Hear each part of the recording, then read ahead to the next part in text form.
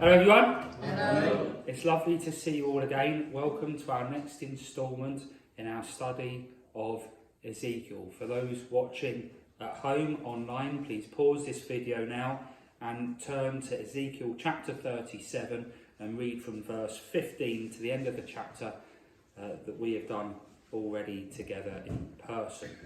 Let's commit this meeting to the Lord now in prayer. Let's pray.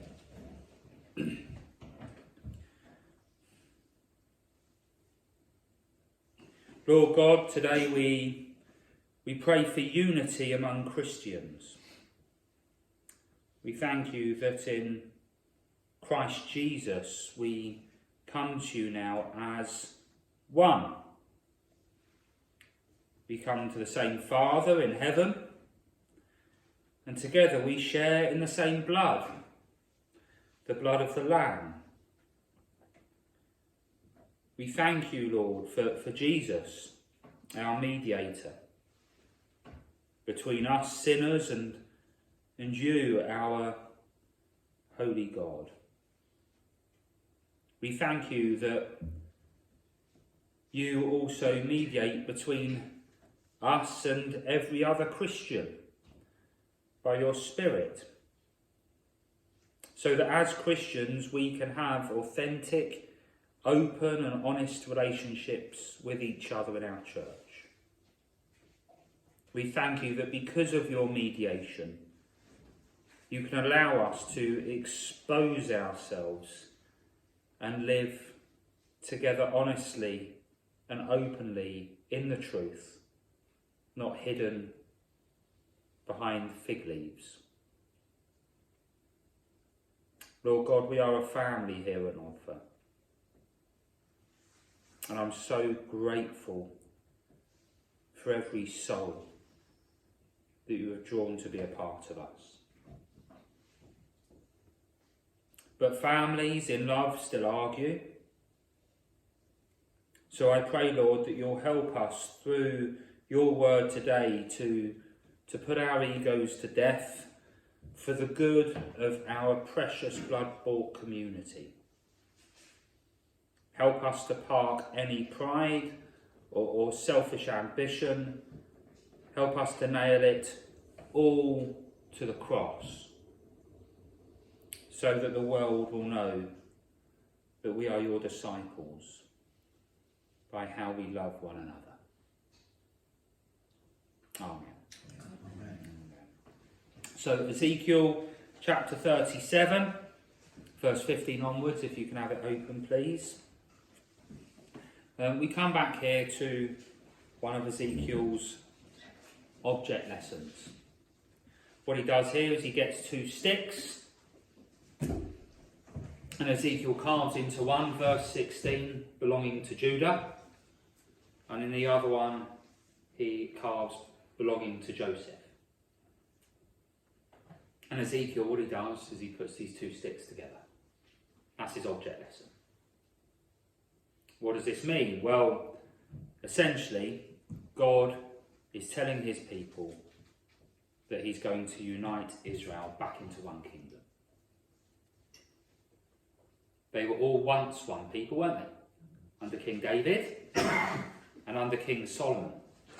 Then after Solomon, you had a succession of bad leaders. Leaders who chased partnership with the world instead of with God.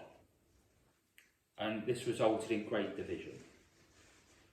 In 931 BC, Israel was divided between the 10 tribes of the north, known as Ephraim, or Samaria, and then you had the 2 tribes in the south, the kingdom of Judah, which was the tribes of Judah and Benjamin.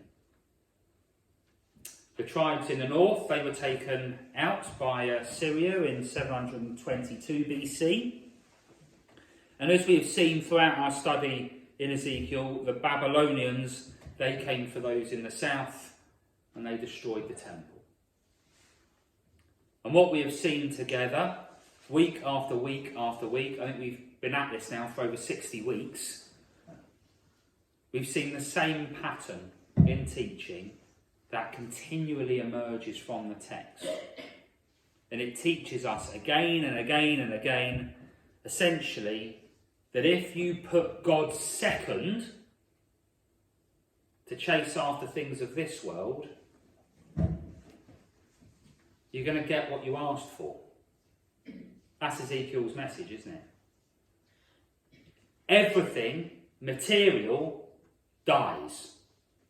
Can you say that with me? Everything material dies. The pursuit of such pleasures, the pursuit of anything that is outside of God, that you put before God, is an idol. And it leads to death. It's an idol that causes division. Because it creates pride, it creates ambition, it creates the dangerous, expressive individualism that we see today in our society. Because people live for things, different things. They're not united in their love for God. And what does Jesus say about this? Well, he says a house divided falls, doesn't he? Mm-hmm. God's judgment then comes in the form of division. God's people, as we've read throughout our study in Ezekiel, when they're disobedient to God, what happens to them? They're scattered. In the case of the people at this time of reading, they were killed by the Babylonians, they were kidnapped and dragged into slavery, or they were chased to the mountains and the deserts. They were divided, they became isolated to fend for themselves. And that has been the sad story of the people of Israel, isn't it? Throughout their history. When they've abandoned God, they get divided and scattered. And that's what we see here. But God, say that with me. But God. God, by his grace and mercy, we see in today's reading, he chooses to bless Israel. Hallelujah. He chooses to bless his people. And when God blesses, what we see is unity.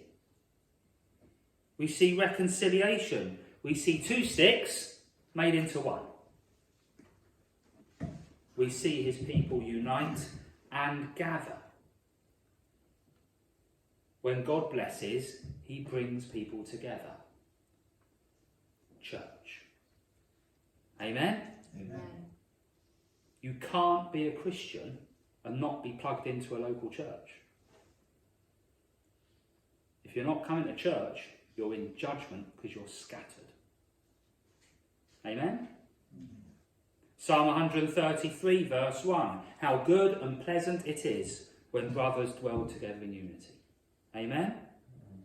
John 17. May they all be one. As you, Father, are in me and I am in you, may they also be in us, so that the world may believe you sent me. Verse 23.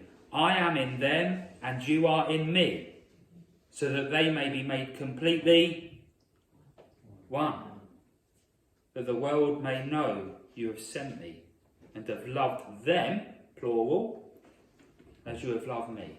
The plural becoming a singular. Church. God wants his people to be one. He wants us united and he wants us gathered. He wants us to be a church. And we see that God is going to do this for Israel here around a new temple in Jerusalem. This is going to be a place on earth where God reigns. A place on earth where you can taste heaven.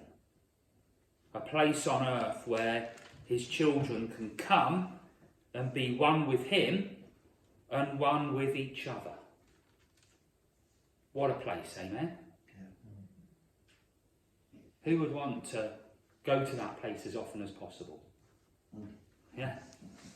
It's interesting what Ezekiel calls this place. Verse 26. He calls it a sanctuary. What's sanctuary in Welsh? Nodfa. Hallelujah. A place where God's people can gather together, primarily on a Sunday, but also throughout the week as we're doing now. And at the foot of the cross, put our individual egos and ambitions and pride down to be one with the people around us. This is beautiful, isn't it? Together we are united in a covenant of peace with God and with each other. How? Well, because of his Son. What's his name? Jesus. Verse 25. The Messiah, the promised Prince forever. Jesus here, in these words, written 700 years before his incarnation. Isn't that incredible? When we gather, verse 28, the nation, the people of God, as we gather, the people outside of God's kingdom, the people in our valley that don't come to church, they know that Jesus lives because of our corporate protest of his love and truth. As we gather as a church, what we do together, we can't do on our own. You cannot witness God's love and unity on your own. It's impossible. You cannot witness unity when you're an individual. Can you? It's got to be corporately practiced. When we have a full house on Sunday morning, I wasn't here Sunday, I was preaching elsewhere, but I understand we were very busy again Sunday. Praise the Lord. I love it when we're busy. Why? Because the people know not to drive down our street. They can't get through because of all the cars parked on the road. Isn't that incredible? What a witness that is in itself. When they're struggling to get past all the cars and they see Nod for church, they know that God lives here.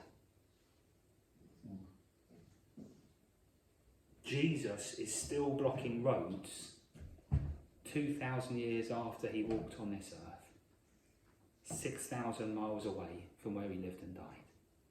Isn't that incredible? Block the roads this Sunday, park wherever you want. We show that Jesus lives every time that we put the world down to gather to worship him. When we put golf first, when we put the rugby first, when we put the shops first, when we put lay-ins in bed first, the witness is not as strong, is it? Because we're not here together.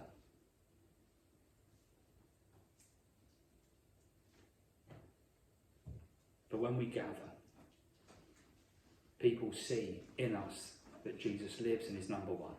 Amen? Amen. And yes, he calls us to gather with people that we might not choose to be with. That's all part of it. Because when we gather, we rally together under the Prince of Peace. And as we gather, we show non-Christians that Jesus lives. That he is real, that he means more to us than anything else we could possibly do on a Sunday morning. Every time as a church family we hold our tongue to keep unity, every time we forgive a brother or sister in the church to keep unity, every time we sacrificially serve the other to keep unity, we show the world outside the truth of our salvation. We are practicing Christ. And this can only happen when you meet with other Christians. You can't forgive other Christians if you don't know them. You can't forgive other Christians if you're not spending time with them. All this stuff comes with being involved in church, doesn't it? As individuals, we are all weak. As individuals, we are all driven by ego. As individuals, we scatter too quickly. We scatter too easily. The world divides us and then it conquers us. But if we put self to death and put Jesus first, we are united with everyone else that has done the same. Amen? And God blesses us as we gather. Verse 26. I will make a covenant of peace with them. Plural, not singular. I will make a covenant of peace with them. It shall be an everlasting covenant with them. And I will set them in their land and multiply them, and will set my sanctuary in their midst forevermore. My dwelling place shall be with them, and I will be their God, and they shall be my people. Not person, people. Then the nations will know that I am the Lord who sanctifies Israel, when my sanctuary is in their midst forevermore. Amen. Amen.